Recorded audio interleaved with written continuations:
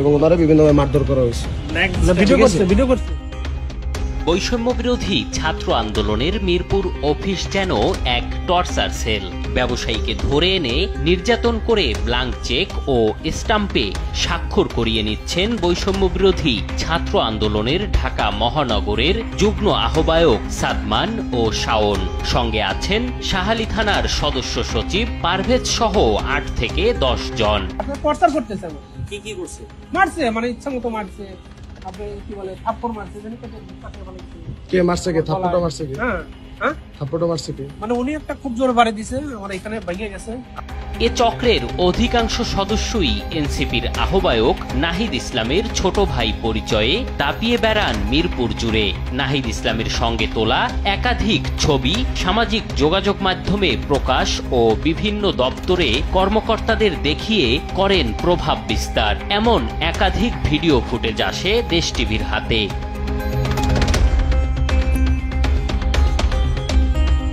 অভিযোগের সত্যতা যাচাইয়ে মিরপুরে প্রাথমিক শিক্ষা অধিদপ্তরের মহাপরিচালকের কাছে দেশ টিভি টিম। ক্যামেরার সামনে কথা বলতে রাজি হননি তিনি, তবে জানান নাহিদ ইসলামের সঙ্গে ঘনিষ্ঠ ছবি দেখিয়ে তার ছোট ভাই দাবি করে বদলি সহ বিভিন্ন বিষয়ে চাপ প্রয়োগ করেন তারা।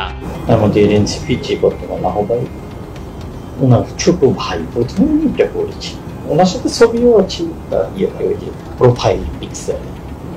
তো তিনি আমাকে করেছেন, নিজের পরিচয়টাকে খুব বেশি মাত্রায় প্রকাশ করে বদলের জন্য অনেকটা চাপ প্রয়োগ করেছে।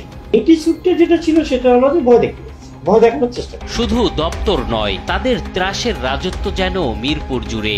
বাদ পড়ছে না বসত বাড়িও। কদিন আগে শুধু হামলা নয়, লুটপাটও চালায় এরা, যার বিচার চাওয়া তো দূরে থাক, সে ঘটনা মনে করতেই ভয়ে আটকে ওঠেন ভুক্তভোগীরা। আমরা মেন্টালি ওই স্টেটে নাই ভাই, আমাদের বাচ্চারা শেষ হয়ে যাবে। বাচ্চাগুলো এখনো ট্রমাটাইজ হয়ে ঘুমাইতে পারে না। ওই দিনের রেকর্ডটা শুনে বিশ্বাস করছেন না তো, ওরা এই জাস্ট জানবে আমাদের বাসার সামনে সব নিয়ে হাজির।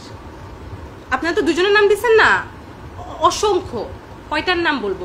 এবার বৈষম্য বিরোধী ছাত্র আন্দোলনের এ নেতাদের সম্পর্কে জানতে জাতীয় নাগরিক পার্টির আহ্বায়ক নাহিদ ইসলামের মুখোমুখি হতে চাই আমরা। তবে ক্যামেরার সামনে কথা বলতে রাজি হননি তিনি। বলেন এদের কর্মকাণ্ড সম্পর্কে কিছুই জানেন না, তাদের বিরুদ্ধে ব্যবস্থা গ্রহণেরও দাবি করেন তিনি।